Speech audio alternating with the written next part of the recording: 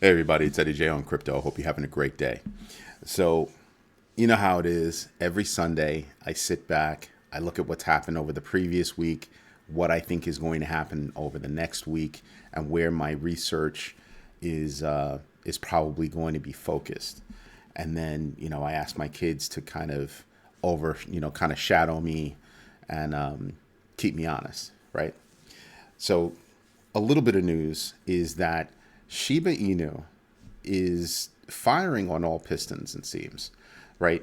The coin was picked up by BitPay and integrated for German shoe manufacturer, sneakers, Atheist. That's actually a really big deal because now that shoe manufacturer is offering a sale of about 10% if you pay using SHIB. So not only are they going to be accepting cryptocurrency, specifically SHIB, but they're also saying, hey, look, listen, we're going to incentivize you to use crypto to pay us. Yeah, that's kind of big news.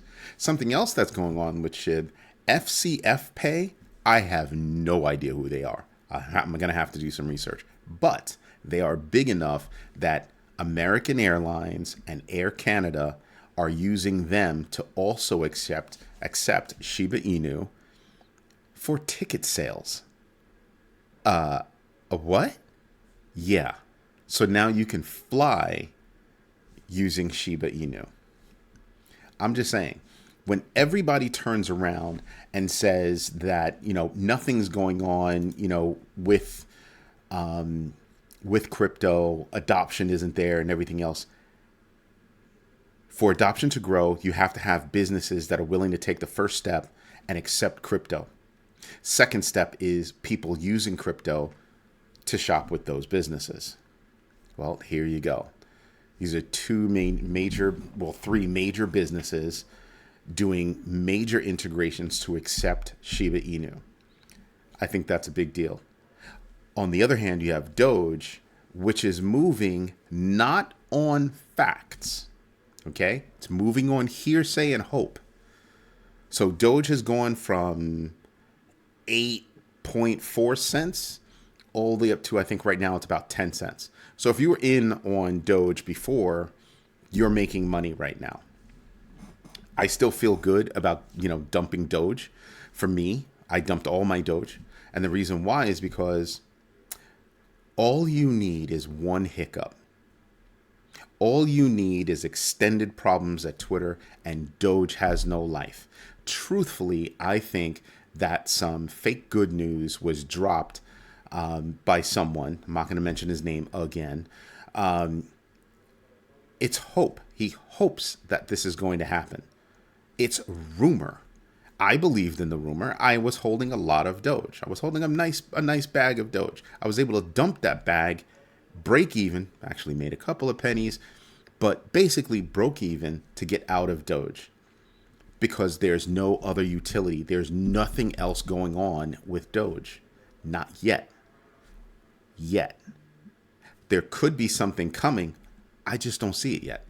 So I need that to happen before, I get back in. I need to at least hear the rumblings. Now, the difference is that, DOGE is actually moving on this hope news. Shiba Inu has real news and the price hasn't moved yet. Why is that? It's because I don't think the news has actually hit the airwaves yet. I don't think the broader market knows about all of these developments. Somebody asked me about new connection of mine on LinkedIn, asked me on Friday, what are my thoughts on, on DOGE? What are my thoughts really on Shiba Inu? She hadn't done any research on it. She's big time in Nigeria, and she works for, what is it, Zero Chain, I think, out there in Nigeria. But she was like, hey, I haven't done any research. What are your thoughts? Why are you, why do you seem kind of positive on DOGE? And I said, well, DOGE has got a lot of things going on, which has taken it from being a meme coin, in my opinion, to being a real coin, right? As soon as you have utility, you're moving away. As soon as you show some traction on having utility, I think you stop becoming a meme coin, right? Doge to me is still very much a meme coin, whereas Shiba Inu to me is not. Now, I don't hate Doge or anything like that. I think it's a good product, but also, Doge is proof of work. That's expensive. So there's a lot of stuff that I look at Doge and I kind of go, I need something substantive before I can believe in the project, because I'm no longer going to make purchases based on FOMO, right? I've grown up, I've matured from that. My kids have matured from that. So I'm not doing anything based on FOMO, fear of missing out. I'm doing purchases based on fact, positive, negative, neutral. I need facts, and I need corroborating information for me to be able to say, oh, I can stand that up. I can actually see that and have it not get blown down because it's a house of cards. That's kind of where I stand. Now, MetaMask, big mistake. Big mistake. And I said it before, now the CEO of ConsenSys owns MetaMask, has come out and said, hey, look, listen, kind of refuting everything that's being said. Listen, true, not true, partially true. You allowed your company to be put in a position where it is hard to defend. And being that it's hard to defend, you've basically taken a lot of trust and thrown it out the window.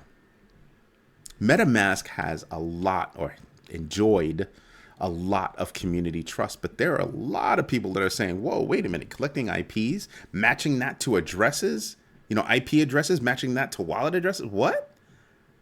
Are you serious with that? For what reason other than to take my information and sell it? Because how many websites do you go to where they have your IP address and maybe you made a purchase? Maybe you went to Home Depot or some other company and made a purchase. They've got your IP address. They got what you purchased. They have now on the other side, they can match that with, MetaMask, the IP address. Now they know this wallet address. They can put all that together and say, oh, we now know who you are. You're forward thinking. You're kind of a risk taker, because that's what crypto says, right?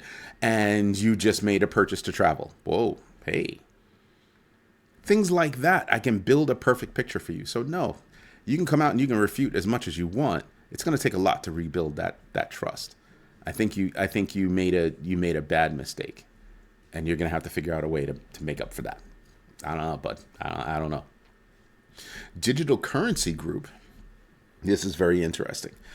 So apparently FTX, in my humble opinion, is not the only company out there that was doing some funny shenanigans with, kind of crisscross loans and things like that. Apparently, Digital Currency Group has a loan from Genesis, one of their holdings, right? So here's DCG, here's Genesis. They hold Genesis, and Genesis loaned them money. What? They also apparently have a credit line out from another company, and people are speculating that that credit line, what was used to get that credit line, is GBTC. Grayscale. Ooh. Overextending, hyperextending? Like how do you want to say it? It sounds like they're going to have to do a lot of cleanup.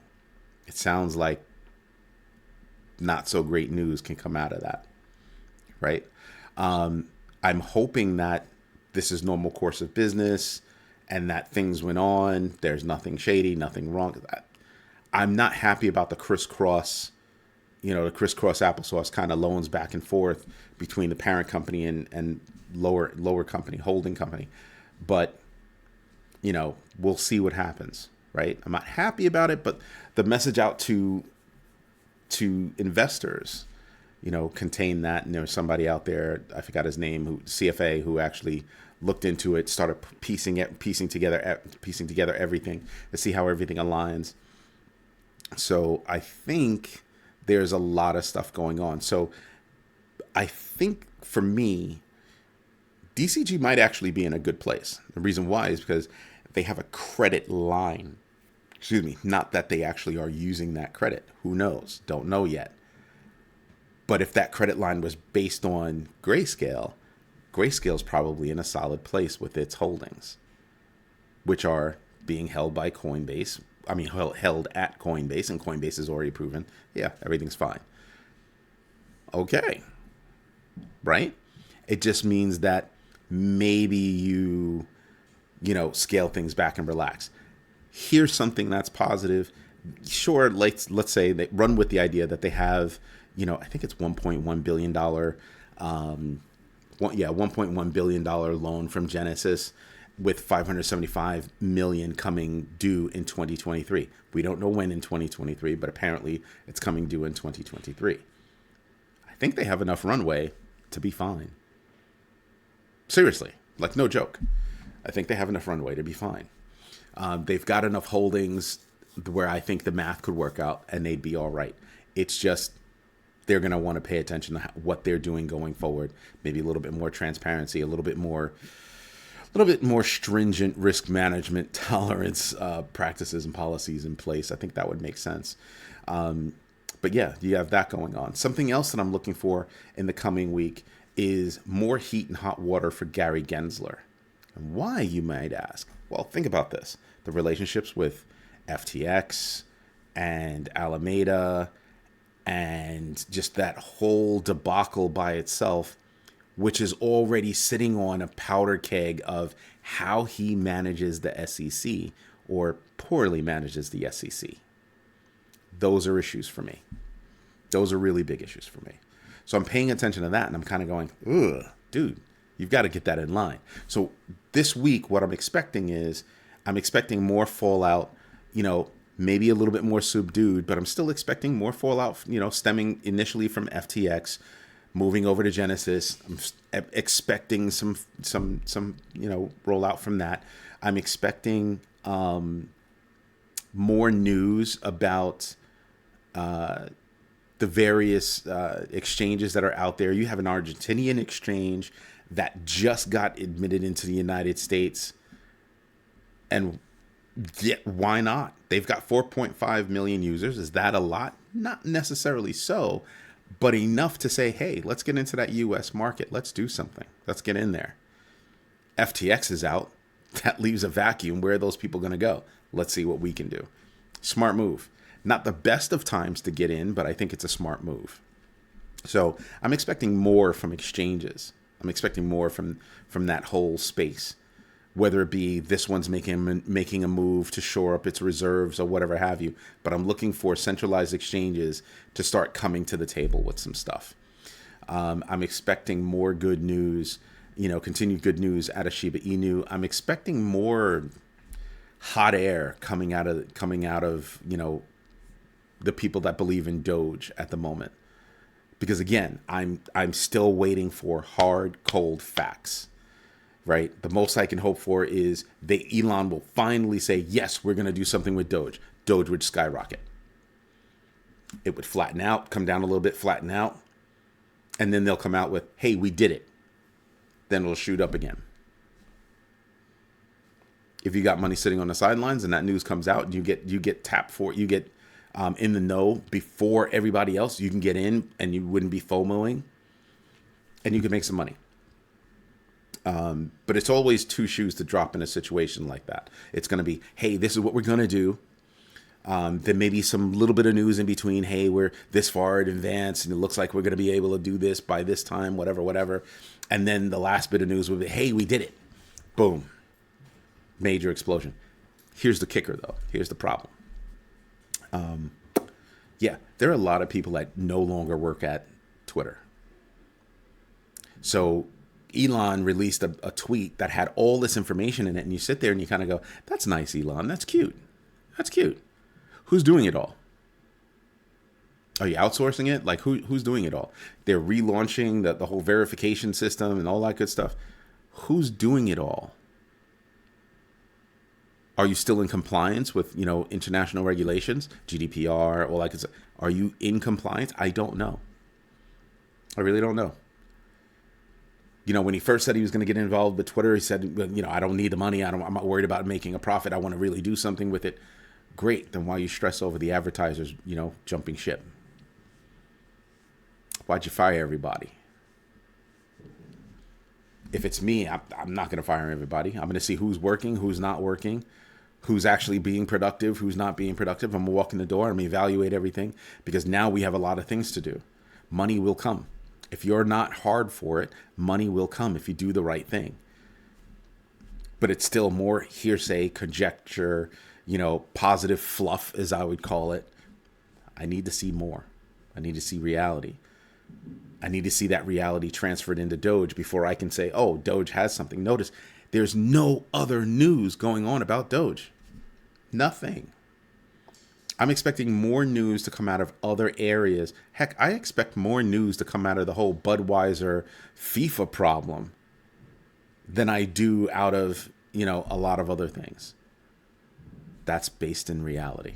Again, I'm making moves. My kids are making moves based on reality.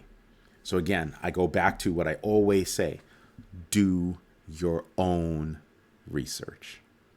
Anyway, this is Eddie J on crypto. Hope you like what I'm doing. Hope you have a great day.